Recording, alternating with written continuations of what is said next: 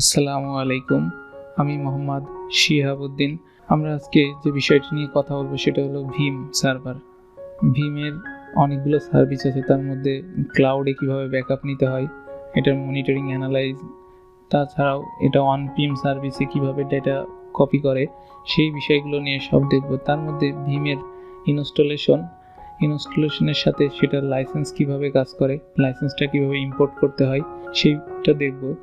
এর repository add করা, manage যে সার্ভিসগুলো আছে সেটা দেখব। ভিএমওয়্যার জব রান করা, মানে ব্যাকআপটা কিভাবে রান হবে সেটা scheduling, notification, active backup, incremental backup সম্পর্কে দেখব। তাছাড়াও ডাটা সেম লোকেশনে রিস্টোর অথবা অ্যানাদার লোকেশনে রিস্টোর করে আমরা লাইভ দেখব আমাদের এই ল্যাবের মাধ্যমে। এছাড়াও আমরা দেখব এক্সচেঞ্জ সার্ভারের ডেটাটা কিভাবে আমরা ব্যাকআপ নিতে পারি। সবাইকে ধন্যবাদ।